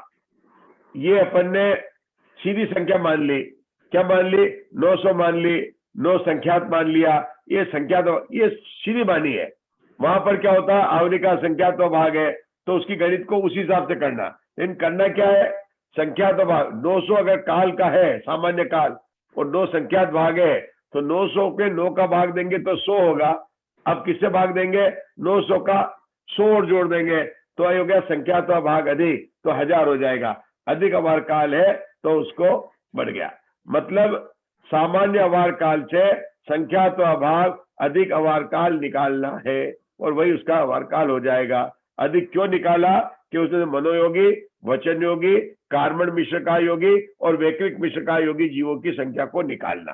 किसमें से निकालना है, सारे देव और नर की मिथ्या दृष्टि, सारे देव और नर की मिथ्या दृष्टि के जीव में से वैकृत मिश्र का योगी, कार्मण का योगी, मनोयोगी और वचन योगी की संख्या निकालने पर जो संख्या बचे वो संख्या हमको निकालनी हो। वो कैसे निकलेगी कि सामान्य अवार काल में संख्या तो भाग और अधिक कर लेंगे, वह अवार काल आ जाएगा। चलिए आगे पढ़ते हैं। आगे 116 सूत्र है। शासन सम्मा इट्ठी, सम्मा मिच्छा इट्ठी, असंजत सम्मा इट्ठी, दब प्रमाणेन केवड़िया ओघम। शासन सम्यक दृष्टि, सम्यक मिथ्या दृष्टि और असंयत सम्यक दृष्टि वैक्रिय का योगी जीव द्रव्य प्रमाण की अपेक्षा कितने हैं, ओघ प्ररूपणा के समान है। गुणस्थान प्रतिपन्न जी, हाँ, ये गुणस्थान प्रतिपन्न की बात कर रहे हैं। देवों में, नारकियों में 4 गुणस्थान होते हैं इनमें, तो उन्होंने गुणस्थान प्रतिपन्न में 3 गुणस्थान को लिया है, जिसको बोल रहे हैं कि गुणस्थान प्रतिपन्न देवों की राशि का जो प्रमाण है, मतलब जो उनकी राशि है, कहां पर अपन ने पहले निकाल चुके हैं दूसरे गुणस्थान के देव कितने हैं और नारकी उनकी रेख लिया है, उसे अपनी अपनी राशियों के संख्यात भाग न्यून करने पर वैक्रिक का योगों को गुणस्थान प्रतिपन्न अपनी अपनी राशियों का प्रमाण होता है। तो उससे कुछ कम है, मतलब जो दूसरे गुणस्थान के कम है, तो क्या है कि दूसरे गुणस्थान में भी जो पर्याप्त अवस्था में अगर है ना, तो क्या होगा, वहां पर अन्य योग भी होंगे। और यहाँ पर बात चल रही है केवल वैक्रिक का योग के, तो दूसरे गुणस्थान की सामान्य राशि में से मनोयोगी को, वचन योगी को, उनको कम करने पर, न्यून कम करने पर अपनी अपनी राशि का प्रमाण होता है। देखिए, दूसरे गुणस्थान में अगर अपर्याप्त अवस्था है तो वहां की अपर्याप्त अवस्था राशि को भी कम किया। तीसरे गुणस्थान में अपर्याप्त अवस्था नहीं होती है तो उसकी राशि को कम नहीं करेंगे। चौथे गुणस्थान में पर्याप्त अवस्था और अपर्याप्त दोनों होती है तो वहां पर अपर्याप्त, क्योंकि हम वैक्रिक का योगी की निकाल रहे, वैक्रिक मिश्र का योगी का प्रमाण नहीं निकाल रहे। अब आगे क्या कहते हैं उसका बता दे। वह इस प्रकार है, गुणस्थान प्रतिपन्न देव और नारकी की राशि। ये क्या करते हैं, दूसरे गुणस्थान के देवता कितने हैं, नारकी कितने हैं, उन सबको मिला लिया और उसके मनोयोगी, वचन योगी, वैक्रिक मिश्र का योगी और कार्बन योगी का जैव राशि का भाग देने पर वह जो संख्या लब्ध आवे उसमें से 1 कम करके, मान लो 9 आया तो 9 में से 1 कम किया तो 8 आया, वो उसको जो है, जो दोनों के देव और नारकियों के योग रूप अवार काल उससे खंडित करने पर, देव और नारकियों के मिले अवार काल में मिला देने पर वैक्रिक मिश्र का योगी गुणस्थान प्रतिपन्न जीवों का अवार काल होता है। यह भी अवार काल बढ़ाने की वही गणित की प्रक्रिया है जो अपन ने बताई थी। किसको घटाना है ये ध्यान रखना है बस। हाँ, आगे चलिए। 117वां सूत्र। हाँ, मिस काय जोगिसु मिच्छा इट्ठी दव प्रमाणेन केवड़िया देवानम संख्येजादि भागो। वैक्रियक मिश्र काय योगियों में मिथ्या दृष्टि जीव द्रव्य प्रमाण की अपेक्षा कितने हैं, देवों के संख्यात्वे भाग हैं। अब इस सूत्र का व्याख्यान करते हैं। संख्यात वर्ष की आयु के भीतर आंवली के संख्यात्वे भाग मात्र उपक्रमण काल से यदि देव राशि का संचय प्राप्त होता है तो इससे संख्यात गुणहीन वैक्रियक मिश्र उपक्रमण काल के भीतर कितना मात्र राशि का संचय प्राप्त होगा। इस प्रकार त्रय राशि करके इच्छा राशि से प्रमाण राशि के भाजित करने पर वहां जो संख्यापलब्ध आवेंगे उससे देव राशि के भाजित करने पर वहां एक भाग प्रमाण वैकृत मिश्र का योगी मिथ्या दृष्टियों का प्रमाण होता है। शेष कथन सुगम है। विशेषार्थ बिल्कुल स्पष्ट करने वाले हैं। देखो, ये वैकृत मिश्र का योगी शांतर मार्गणा है। एक मिनट, वैकृत मिश्र का योगी, आवाज आ रही है ना? वैकृत मिश्र का योगी शांतर मार्गणा है। और इसका मतलब क्या है कि वहां पर लगातार जन्म लेने वाले जीव नहीं होते हैं। बात कर रहे हैं देव और नारकी दोनों की बात कर रहे हैं। तो आपको पता कितने काल उसका अपन देखा था, कितने काल का अंतर पड़ सकता है? किसी को याद है? 12 अंतर्मुहूर्त का। दोनों को मिलाकर करें तो मेरे ख्याल से 24, दोनों को मिलाकर करेंगे तो 24 अंतर्मुहूर्त जो है तक ऐसा हो सकता है कि कोई भी जीव देव और नारकी में जन्म नहीं ले। अगर केवल एक देव और का ले तो वह 12 अंतर्मुहूर्त का, वहां पर ले नारकियों का ले तो 12 अंतर्मुहूर्त का, और टोटल का अंतरकाल 24 अंतर्मुहूर्त का है। अपने को समझना है कि वैकृत मिश्र का योग जो 8 शांतर मार्गणा है उनमें से एक मार्गणा है। अब यह बात कर रहे हैं हमें निकालनी संख्या। किसकी संख्या निकालनी है? वैकृत मिश्र का योग। वैकृत मिश्र का योग कब होगा? जब अपर्याप्त अवस्था होगी। अपर्याप्त अवस्था कब होगी? जन्म लेते समय होगे। तो लगातार वहां पर संख्या लगाना मतलब लगातार देव और नारकी में उत्पन्न होने वाले जीव। अब वो लगातार नहीं उत्पन्न होते तो जितने काल तक उत्पन्न होते हैं उस काल को लिया। उस उत्पन्न होने के काल को कहते हैं उपक्रमण काल, और लगातार उत्पन्न होने काल कहते हैं स्वक्रमण काल। जितने काल में हुए तो उसकी संख्या को वो निकालेंगे। तो हमें पता है कि वो मानेंगे कि लगातार कितना हो सकता है कि आवली की असंख्या से भागता हुआ, फिर अंतर पड़ा, फिर आवली की असंख्या से भाग हुआ, फिर अंतर पड़ा। यहाँ पर बात कर रहे देव और नारकी की, लेकिन अभी अशोका जी ने पढ़ा था संख्यात वर्ष की आयु वाले। पहला शब्द क्या था? संख्यात वर्ष की आयु के भीतर। जबकि नारकी और देवों में तो सागरों में भी आयु होती है। लेकिन ये ध्यान रखना कि जन्म लेने वाले अधिक कहां पर है कि मिथ्या दृष्टि है और भवनत्रिक में है। और आपको पता है भवनवासी और व्यंतरों की आयु 10,000 वर्ष की होती है। कितनी होती है?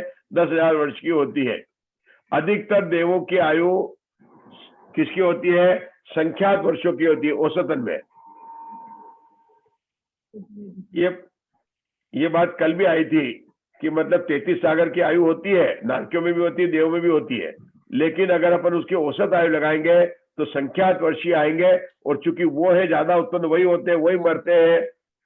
तो उपक्रमण काल निकालने के लिए आचार्य श्री ने संख्यात वर्ष की आयु वाले देव लिए।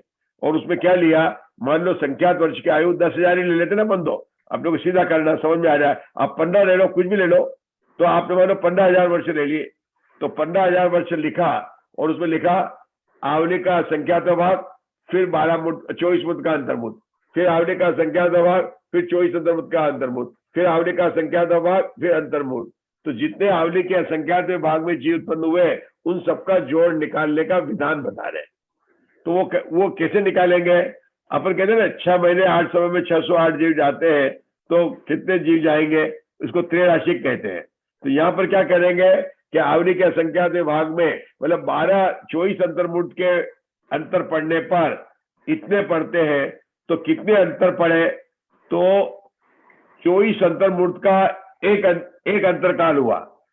15,000 वर्ष अपन ने मानी, तो 15,000 के जितने समय थे उसमें 24 अंतर्मुहूर्त का भाग दिया तो हमें आएगा अंतरों की संख्या आ गई। अब मैं बताता हूं आप कैसे बताते हैं। आप मान लीजिए आपकी आयु 90 वर्ष की है और 3 वर्ष का एक अंतर पड़ा है ना। तो 90 वर्ष में से मान लीजिए उपक्रमण काल है आपका 30 वर्ष जन्म लेने का, तो 60 वर्ष क्या हो गया? नहीं जन्म लेने का हो गया। अब 60 वर्ष हुआ और जो अंतर है वो 6 वर्ष का एक अंतर है। तो अंतर कितने पड़े? 10 अंतर पड़े। तो 60 में 6 का भाग देंगे तो 10 बार अंतर पड़ेगा और ये जीव को उत्पन्न होंगे। ये बात जो इसको कहते हैं त्रैराशिक करते हैं, उस त्रैराशिक को विशेषार्थ में भी बहुत स्पष्ट किया है। आप पढ़िए, पढ़िए अशोका जी, विशेषार्थ पढ़िए जी। उत्पत्ति को प्रमाण कहते हैं और इस सहित काल को सौक्रम काल कहते हैं। सौक्रम काल आवली के असंख्यातवें भाग मात्र है। अर्थात देवों में यदि निरंतर जीव उत्पन्न हो तो इतने काल तक उत्पन्न होंगे, इसके पश्चात अंतर पड़ जाएगा। वह ये तीन लाइन सबको बहुत अच्छे से बनने हैं। उत्पत्ति को उपक्रमण कहते हैं। उपक्रमण किसे कहते हैं? जन्म लेने के, उत्पन्न होने। कहाँ पर? देव और नारकियों की बात चल रही है। और इस सही जो काल होता है, मतलब जितने काल तक जन्म होता है उस काल को कहते हैं सोपक्रम काल। यह सोपक्रम काल कितना है? क्या आवली के असंख्यात भाग मात्रा है। इसका अर्थात क्या मतलब हुआ? देवों में यदि निरंतर जीव उत्पन्न हो तो आवली के असंख्यात भाग मात्र तक उत्पन्न होंगे। उसके बाद में क्या होगा? अंतर्मुद पड़ जाएगा। अंतर्मुद कितना पड़ेगा? देव और नारकियों में 24 अंतर्मुद का बताया गया है। इसके पश्चात क्या होगा? अंतर पड़ जाएगा। वह अंतरकाल जगन्य से एक समय है और उत्कृष्ट सोक्रम काल से संख्यात गुणा है। तो 24 अंतर्मुद है, वो किससे है? कि आवली के असंख्यात भाग से असंख्यात गुणा है। चलिए, देवों में संख्यात वर्ष की आयु वाले लेकर अधिक जीव उत्पन्न होते हैं, इसलिए यहाँ उन्हीं की विवक्षा है। इस प्रकार संख्यात वर्ष के भीतर जितने उपक्रम काल होते हैं उनमें यदि देव राशि का संचय प्राप्त होता है तो इससे संख्यात गुणहीन मिश्र काल में अर्थात अपर्याप्त अवस्था के सौक्रम काल में कितने जीव होंगे। इस प्रकार त्रैराशि करने पर सर्वदेव राशि के संख्यातवें भाग मात्र वैक्रियक मिश्र काय योगियों का प्रमाण होता है।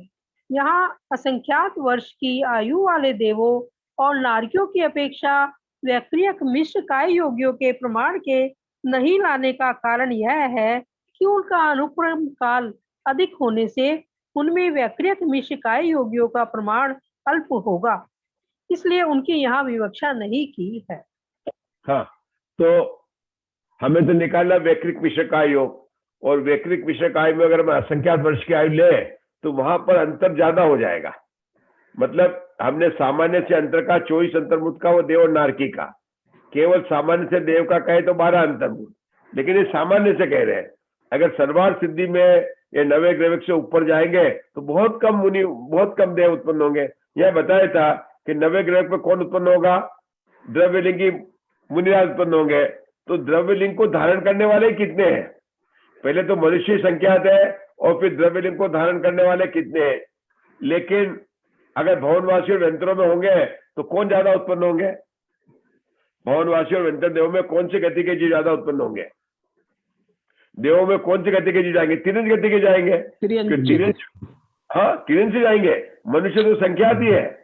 मनुष्य जाते हैं नारकी और देवों में, लेकिन अगर वहां पर पूछे कि देवों में आप रहने वाले कहाँ के, आपके नेटिव प्लेस के अनुसार अगर गवर्नमेंट बने वहां पर, तो तिरंजों की गवर्नमेंट बनेगी।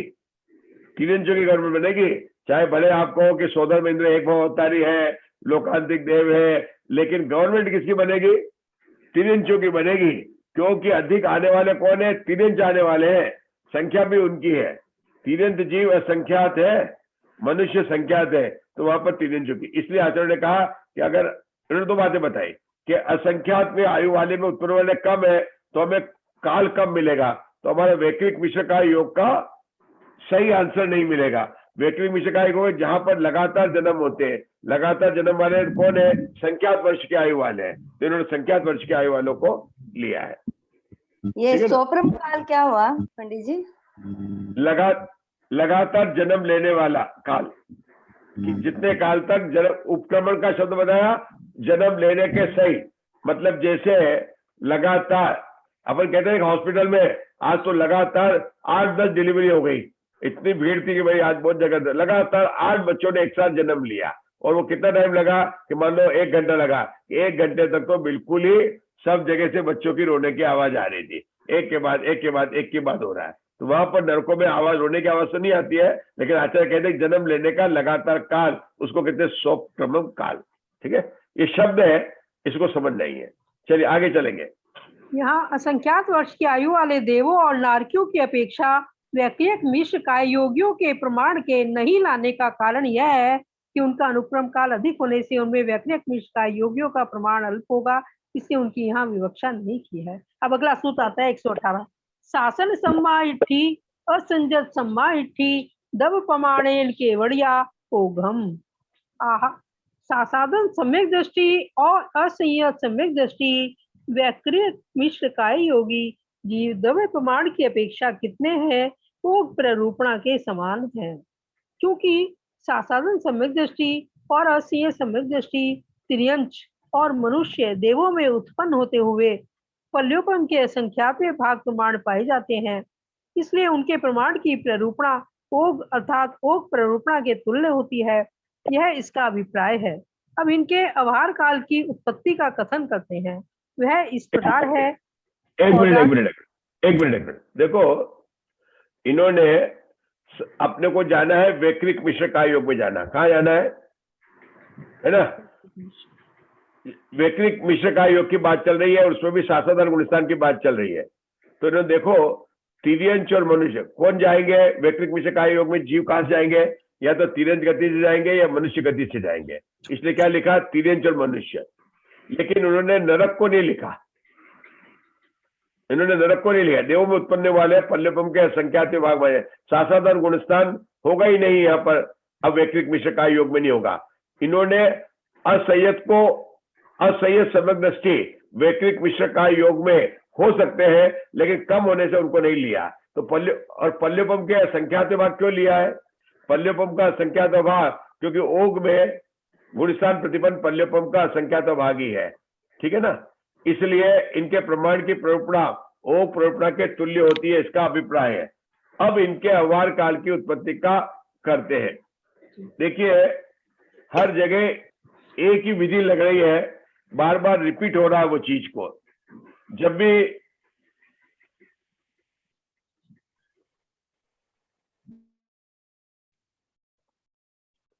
हाँ, देख रहे हैं किसका आ रहा है।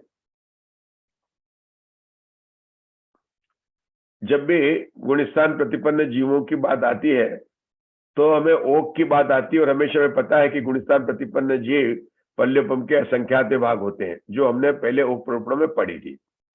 अब यहाँ पर अवार काल निकालना है, तो जो वहां पर अवार काल था, वहां पर अवार काल क्या था कि 65,536 को 32 से भाग दिया था, तो 2048 सासाधान की संख्या आई थी। एक लाइन आपको याद रखनी है, बाकी समझना ही है, इसमें कुछ नहीं करना। तो वहां अवार काल कितना काल था? 32 था। तो वहां पर जो सासाधान गुणस्थान की जो 2048 संख्या आई थी, वो संख्या किसकी थी? वो संख्या थी पहले तो चारों गतियों के जीवों की संख्या थी पर्याप्त अवस्था में, क्योंकि यद्यपि अपर्याप्त में नरक में नहीं जाता है, लेकिन पर्याप्त अवस्था में तो वहां भी सासाधारण गुणस्थान होता ही है, सभी नरकों में होता है, सातों नरक में सासाधारण गुणस्थान होता है। तो वो जो सामान्य संख्या थी वो चारों गति के जीव की थी। अपर्याप्त अवस्था में नरक को छोड़कर बाकी गतियों की जीव की भी थी। अगर सासाधारण में कोई जा रहा है, सासाधारण में कोई गया है, कहां पर? नरकों में दूसरी पृथ्वी से लेकर 7वीं पृथ्वी तक कोई सासाधारण में नहीं जाएगा, क्योंकि वहां पर जो ना केवल एक मिथ्या तो गुणस्थान ही बताया था। उर्मिला जी कहाँ गए? उन्होंने बताया। एक उर्मिला जी को पता है, कहाँ गए उर्मिला जी? नहीं आज उर्मिला जी एब्सेंट लगा देना भैया प्रीति जी। हाँ, तो है उर्मिला जी, है, एब्सेंट नहीं लगा सकते हैं, बैठे बैठे बैठे, ठीक है। तो अपने को पता है ना कि वहां पर अपर्याप्त अवस्था में एक ही गुणस्थान पाया जाता। कौन सा पाया जाता? मिथ्या दृष्टि को। शासन तो कोई मर के जाता नहीं है, सम्यक दृष्टि जाता नहीं है, तो मिथ्या ही जाता है। तो अब हमें यहाँ पर केवल मार्गणा के किसी एक प्रभेद में वैकृत मिश्र का योगी में साधारण गुणस्थान को निकालना है, तो ये कहां पर होगा उसको ध्यान में रखना है, और वो काल जो अवार काल उससे छोटा होगा। तो क्या करेंगे कि अवार काल को बड़ा कर लेंगे, क्योंकि संख्या कम है, सामान्य की संख्या सबको मिलाकर है, और यहाँ पर केवल वैकृत मिश्र का योग की है, तो उसको बढ़ा लेंगे। बढ़ाने के लिए क्या करते हैं? 2-3 तरीके होते हैं।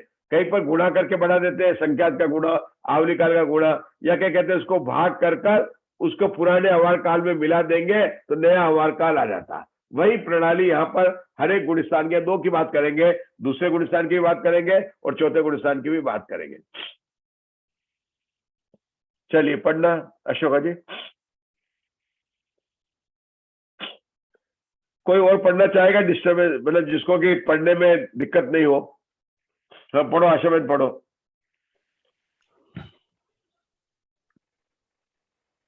आप पढ़ रहे हैं ना, तो घबराना नहीं है, पढ़ो। हाँ। शासन सम्माय ठठी असंजत सम्माय ठठी दव प्रमाणेन केवड़िया ओघम। सासाधन सम्यक दृष्टि और असंयत सम्यक दृष्टि वैक्रियक मिश्र का योगी जीव द्रव्य प्रमाण की अपेक्षा कितने हैं? वो प्ररूपणा के समान है। चूंकि सासाधन सम्यक दृष्टि और असंयत सम्यक दृष्टि तिर्यंच और मनुष्य देवों में उत्पन्न होते हुए पल्लियों पर उनके असंख्यात भाग प्रमाण पाए जाते हैं, इसलिए उनके प्रमाण की प्ररूपणा ओघ अर्थात ओघ प्ररूपणा के तुल्य होती है। यह इसका अभिप्राय है। अब इनके व्यवहार काल की उत्पत्ति का कथन करते हैं। वह इस प्रकार है। औदारिक मिश्र का योगी सासाधन सम्यक दृष्टियों के व्यवहार काल को आवली के असंख्यातवें भाग से गुणित करने पर वैक्रियक मिश्र का योगी सासाधन सम्यक दृष्टियों का व्यवहार काल होता है।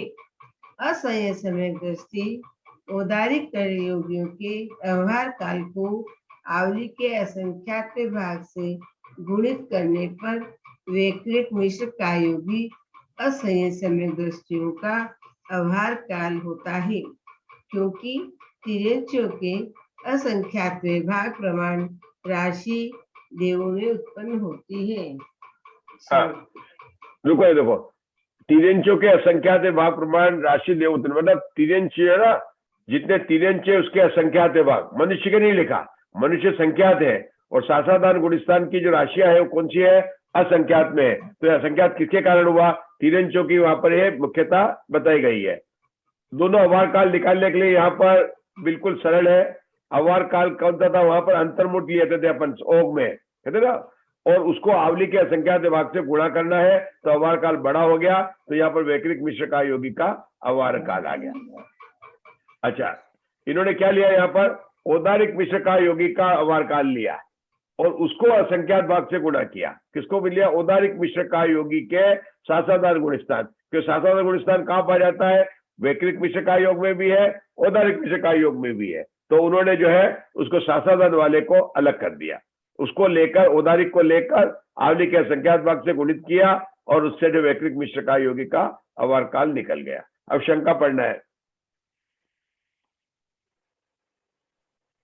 पढ़िए। वैक्रिक मिश्र का योगी सासाधान सम्यक, वैक्रिक मिश्र का योगी सासाधान सम्यक दृष्टि जीवों से औदारिक मिश्र का योगी सासाधन सम्यक दृष्टि जीव असंख्यात गुणे किस कारण से है? समाधान, यह कोई दोष नहीं है, क्योंकि देवों में उत्पन्न होने वाले तिर्यंच सासाधन सम्यक दृष्टि जीवों के तिर्यंचों में उत्पन्न होने वाले देव सासाधन सम्यक दृष्टि जीव असंख्यात गुणे पाए जाते हैं। आहारक, अच्छा 119 आ गया। आहार काय जोगीसु प्रमत संजदा दव प्रमाणेन केवड़िया चतुवर्णनम। पढ़ो हिंदी में। आहार काय योगियों में प्रमत संयत जीव द्रव्य प्रमाण की अपेक्षा कितने हैं? 54 हैं। अब किसकी बात कर रहे हैं? अब आहारक काय योग और आहारक मिश्र काय योग होंगे। ये आहारक काय योग और आहारक मिश्र काय योग किसके होते हैं? मुनिराज के होते हैं और मनुष्य गति के जीव है, ठीक है ना। आहारक काय योग में पर्याप्त अवस्था, जब मुनिराज आहार शरीर बना चुके हैं तब उसके बाद में आहार काय योग होता है। जब तक नहीं होता है तब तक उसके आहार संबंधित मिश्र काय योग मतलब अपर्याप्त अवस्था में होता है। हमने जब पढ़ा था पहली पुस्तक दूसरी पुस्तक में, तो आहार काय योगी की संख्या आई थी 54, ठीक है ना। और मिश्र काय योगी की संख्या कहीं पर 27 बताई थी, एक उपदेश प्राप्त था, लेकिन आचार्य ने कहा था कि वह उपदेश आचार्य परंपरा मिलता है, लेकिन वीरसेन आचार्य ने 27 की संख्या को न लेकर संख्या पर जोर दिया था कि लगता की संख्या थे। वही बात यहाँ पर भी बताने वाले हैं। मतलब आहारक काय योग की बात करेंगे, द्रव्य प्रमाण से कितनी है? 54 है। अब यहाँ पर चूंकि 54 है ना, यहाँ अवार काल की ध्रुव राशि की बात ही नहीं आएगी। अपन अब यहाँ पर आगे छठे गुणस्थान से ऊपर सीधी संख्या को बता देते हैं, क्योंकि वहां पर न ध्रुव राशि कब निकालते हैं? जब संख्या अनंत होती है। अवार काल कब निकालते हैं? जब संख्या असंख्यात होती है। अब अवार काल में गुणस्थान प्रतिपन्न है तो पल्ले फॉर्म से भाग देने वाला अवार काल आता है, और अगर वह दूसरा है मिथ्या दृष्टि है तो जगत पतर से या जगत श्रेणी से गुणा करने वाली विष्कंभ सूची आती है। जगत पतर से भाग देने वाला वारकाल या जगत श्रेणी से गुणा करने वाली विष्कंभ सूची अलग अलग तरह से निकालते हैं। यहाँ पर उन्होंने 54 संख्या बताई है। चलिए प्रीति जी आप पढ़िए आगे। 120वां सूत्र आहार मिस काय जोगीसु पमत्त संचता दव प्रमाणेन केवड़िया संखेजा। आहार मिश्र काय योगियों में प्रमत्त संयत जीव द्रव्य प्रमाण की अपेक्षा कितने हैं? संख्यात हैं। यहाँ पर आचार्य परंपरा से आए हुए उपदेशानुसार आहार मिश्र काय योग में 27 जीव होते हैं, अथवा आहार मिश्र काय योग में जिन देवों ने जितनी संख्या देखी हो उतने संख्यात जीव होते हैं, 27 नहीं। क्योंकि सूत्र में संख्यात यह निर्देश अन्यथा बन नहीं सकता है, तथा मिश्र योगियों से आहार का योगी जीव संख्यात गुणे हैं। इससे भी प्रतीत होता है कि आहार मिश्र का योगी जीव संख्यात है, 27 नहीं। कदाचित कहा जाए कि 2 भी तो संख्यात हैं, परंतु तो यह संख्या संख्यात होते हुए भी उसका यहाँ पर ग्रहण नहीं किया है, क्योंकि सबके द्वारा अजघन्य पृष्ठ रूप संख्यात का ही ग्रहण किया है, अथवा सर्व अपर्याप्त काल से जघन्य पर्याप्त काल भी संख्यात गुणा है। इससे भी यही प्रतीत होता है कि आहार मिश्र का योगी 27 नहीं लेना चाहिए। हाँ, तो यहाँ पर वीरसेन आचार्य ने पहले भी किया था और यहाँ भी कह रहे हैं, 2 बात कर रहे हैं, आहार का योगी और आहार मिश्र का योगी। आहार का योगी की संख्या 54 भूत बलि आचार्य ने सूत्र में बताई है। 54 लिखा हो, 54 तो उन्होंने बता दी है, लेकिन भूत बलि आचार्य ने आहारक मिश्र का योग की संख्या 27 नहीं बताई है, संख्यजा बताई है, संख्यजा बताई है। लेकिन जनरली लोग क्या कहते हैं, छठे सातवें गुणोत्तर में दुगना काल लेते हैं, दुगनी संख्या लेते हैं।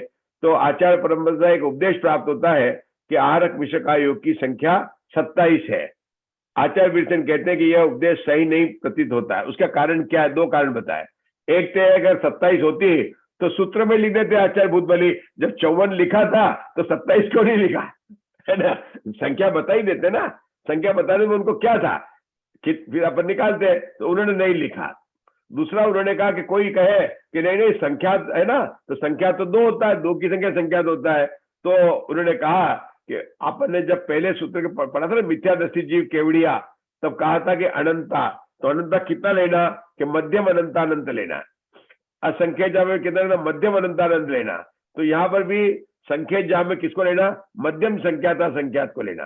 क्योंकि अपन जब गणित मान में संख्या मान के 21 भेद करते हैं तो संख्यात के भी 3, इसके असंख्यात के 9 और अनंत के 9 भेद करते हैं। तो संख्यात में भी जघन्य, मध्यम और उत्कृष्ट करते हैं। तो यहाँ पर मध्यम लेना, 2 नहीं लेना, क्योंकि 2 तो जघन्य संख्यात, 1 नहीं होता। जघन्य संख्यात कितना है? 2 है। तो इसलिए अपने को 3 से लेकर 9 तक के बीच की संख्या को लेना है। इससे आचार्य वीरसेन कहते हैं कि यहाँ पर जो है 2 नहीं लेकर, मतलब 27 से लेकर संख्या जाए, यही उपदेश ग्रहण करना चाहिए। कम हो सकता है, मतलब अधिक भी हो सकता है, एकदम आपको दुगना आधा ऐसा करने की नहीं है। अब कौन सा योग बचा? अब कार्बन का योग बचा। कार्बन का योग में एक बात विशेषता है कि यह केवल अपर्याप्त अवस्था में ही होता है। अपर्याप्त अवस्था में हाँ, तिरंज गति को भी हो सकता है, मनुष्य को भी होता है, देव को भी होता है और नारकी को भी होता है। जो विग्रह गति से जन्म लेते हैं उन सब जीवों के जब तक उनके मतलब जो है पर्याप्ति शुरू नहीं होती है तब तक उनके क्या होता है, कार्बन का योग होता है। कार्बन का योग का समय कितना है प्रवीणा जी? अधिक से अधिक 3 समय, अधिक से अधिक 3 समय। किसके कारण? कार्बन काय को कब लेंगे? पहले गुण स्थान में, दूसरे गुण स्थान में, चौथे गुण स्थान में और 13वें गुण स्थान में। कहां पर लेंगे? पहले गुण स्थान में, दूसरे गुण स्थान में, चौथे गुण स्थान में और 13वें गुण स्थान। 13वें गुण स्थान में कब लेंगे कार्बन काय? प्रतर के 2 समय और लोक पूर्ण के 1 समय, वहां भी 3 समय है। यहाँ पर पहले गुण स्थान में भी 3 समय आते हैं, दूसरे में मानते हैं, लेकिन चौथे गुण स्थान वालों के 3 समय नहीं होंगे कार्बन का योग, क्योंकि 2 समय का ही मतलब जो रहेगा, विग्रह गति का समय होता है ना उसके कम रहता है। क्यों? तीन समय किसके होते हैं? जो तिर्यंची मरकर तिर्यंची में उत्पन्न होते हैं, और वो भी नीचे तीन लोग के नीचे से लेकर एक जगह से दूसरी जगह पर लेते हैं ना, उनके उत्पन्न होते हैं। अब यहाँ पर तो बात करें चौथा गुण स्थान में कौन उत्पन्न होगा? संगी जीव उत्पन्न होगा। तो लेकिन अधिक से अधिक कितना समय होता है कि 3 समय का होता है। लेकिन यहाँ विषय क्या चल रहा है? द्रव्य प्रमाण अनुगम की। हमने अभी तक क्या बात की कि कार्बन का योग कब होता है, कितने समय का होता है, और कार्बन का योग में कौन कौन से गुण स्थान होते हैं, इसकी अभी हमने यहाँ पर चर्चा की। अब हमें लगाना है कि इसमें संख्या कितनी है। तो देखो, कार्बन का योग में भी अनंत जीव राशि होगी। क्यों होगी? तिरंच आ जाएंगे ना यहाँ पर तो योग मार्गना चल रही है, तो तिरंच भी आ जाएंगे। और तिरंच यद्यपि औदारिक का योग वाले हैं, लेकिन कार्बन का योग वाले मतलब सूक्ष्म में भी जो विग्रह गति से जन्म लेते हैं, ऐसे जीवों की राशि अनंत है। सामान्य से कम है, लेकिन मिश्र का योगी की राशि भी कितनी है? अनंत है। तो अनंत है तो आचार्य यहाँ पर ध्रुव भागाहार निकालेंगे। ध्रुव भागाहार कैसे निकालेंगे? वही समस्त जीव राशि के वर्ग को, जो इसकी संख्या को 13 मान लेंगे। लेकिन अंतर क्या हो जाएगा? कार्बन का योगी में वहां 13 किसको लिया था? जिसकी संख्या ध्रुव भागाहार निकालना था उसकी जीव राशि को 13 मान लिया था। यहाँ पर हमें किसको ध्रुव भागाहार निकालना है? कार्बन का योगी को। तो कार्बन का योगी की संख्या को 13 मान लेंगे। समस्त जीव राशि 16 है, तो 256/13। तो अंक समदृष्टि तो समान नहीं, 256/13, लेकिन यहाँ का 13 और गुणस्थान का 13 में अंतर है। यहाँ के 13 में क्या आ जाएगा कि केवल कार्बन का योगी जीव आएंगे। कौन आएंगे? केवल कार्बन का। वो कार्बन का योगी में कितने लेना है कि केवली भगवान को लेना है, प्रतर केवली के और लोक पूर्ण समुद्घात में। तो वो बताएंगे कितने होंगे कि प्रतर में 20 होंगे, चढ़ते समय प्रतर में उतरते में 20 होंगे, और प्रतर में लोक पूर्ण में 20 होंगे। तो 60 तो संख्या हो जाएगी केवली की। फिर से बताता हूं मैं, यहाँ पर निकालना कार्बन का योगी की संख्या निकालना। ये निकालेंगे, किसकी निकालेंगे? है तो अनंत में, लेकिन हम बात कर रहे टोटल। पहला गुण स्थान में भी होता है, दूसरे गुण स्थान में भी कार्बन का योग होता है, चौथे गुण स्थान में भी होता है, और केवली भगवान के भी होता है। केवली भगवान की सरल थी, इसलिए मैंने पहले बता दिया कि वहां पर तो 60 की संख्या होगी। जब तिरंज की बात करेंगे पहले गुण स्थान में, तो वो अनंत आएगी। अनंत आएगी तो अनंत लाना है किसके? मिथ्या दृष्टि के कार्बन का योग की संख्या निकालेंगे, क्योंकि कार्बन का योग मार्गना में दूसरा गुण स्थान भी है, चौथा गुण स्थान भी है, 13वां गुण स्थान है। तो दूसरे गुण स्थान का अलग सूत्र होगा, चौथे गुण स्थान का अलग सूत्र होगा, और 13वें गुण स्थान का अलग सूत्र होगा, क्यों? वो तो गुण स्थान प्रतिपन्न में चले जाएंगे। हमने आपको 13वें गुण स्थान की तो बताई दी है। समुद्घात के समय 60 होते हैं। जब मिथ्या दृष्टि की लेंगे तो मिथ्या दृष्टि कार्बन काय को 13 मानेंगे। तो जब मिथ्या दृष्टि को लेंगे तो यानी सारे दूसरे गुणस्थान से ऊपर के सारे को निकाल देंगे, सबको निकाल देंगे। और पहले गुणस्थान की लेंगे तो पहले गुणस्थान में पर्याप्त अवस्था वाला को सबको निकाल देंगे, क्योंकि यहाँ पर पर्याप्त अवस्था में कार्बन का योग चलता है। अपर्याप्त अवस्था वाले यहाँ पर सारे ले लेंगे, और वो भी कौन से लेंगे? उसमें भी ऋजु गति वाले निकाल देंगे। जो जब लेते यहाँ पर किसको ले लेंगे? सीधे ले लेंगे विग्रह गति में 3 समय वाले, उनकी ध्रुव राशि को निकालेंगे। अभी हम सूत्र को पढ़ते हैं, पढ़िए। हाँ, कौन पढ़ेंगे? आप पढ़ सकते हैं अंजना जी? अंजना जी पढ़ सकते हैं। हमारे कौन पढ़ेंगे? कस्तूरी जी है क्या? आप लगाइए, मेरे पास तो ग्रंथ नहीं है, इसमें से पढ़ दूंगी, आप लगाइए। है मैं? हाँ हाँ, पढ़िए। कार्बन का पढ़िए, हिंदी में पढ़िए, हिंदी में 121। कार्बन का योगी काय जोगीसु मिच्छा इत्थि दवपमानेन केवडिया मूलोगम। कार्बन का योगियों में मिथ्या दृष्टि जीव द्रव्य प्रमाण की अपेक्षा कितने हैं? वो प्ररूपणा के समान है। चूंकि सर्व जीव राशि गंगा नदी के प्रवाह के समान निरंतर विग्रह करके उत्पन्न होती है, इसलिए अन्ना जी प्लीज आप म्यूट कर लीजिए, आपका डिस्टर्बेंस आ रहा है। अन्ना जी प्लीज। क्या हुआ? आ रहा है, जरा म्यूट कर लीजिए। आप बोलेंगे ना, पढ़ेंगे आप, जब खोल लेना। क्योंकि सर्व जीव राशि गंगा नदी के प्रवाह के समान निरंतर विग्रह करके उत्पन्न होती है, इसलिए कार्बन का राशि की प्ररूपणा मूल योग प्ररूपणा के समान होती है, विरुद्ध नहीं। रुकेंगे, रुकेंगे। प्रीति जी, गंगा नदी को कोई याद किया? बनारस जाना है क्या? अपने को स्नान करना है क्या? नहीं, निरंतर प्रवाह होना, सतत हाँ, प्रवाह होना। प्रवाह सतत बहती रहती है ना। कंटिन्यूटी उपक्रमण हाँ, उपक्रमण ये निरंतर। हाँ बहती है, हमको पता है, हमको पता है बहती है, लेकिन यहाँ पर क्यों गंगा नदी ला रहे हैं? उसी की तरह उदाहरण के लिए दिया है। निरंतर उदाहरण से उपक्रमण काल। इसका मतलब ये है कि विग्रह गति में, हाँ, जैसे गंगा नदी हमेशा बहती रहती है, ऐसे ही जीव निरंतर मरकर विग्रह गति में जन्म लेते हैं। विग्रह गति में रहने वाले जीव निरंतर है, निरंतर उत्पन्न होते रहते हैं। कितने जीव निरंतर उत्पन्न होते रहते हैं?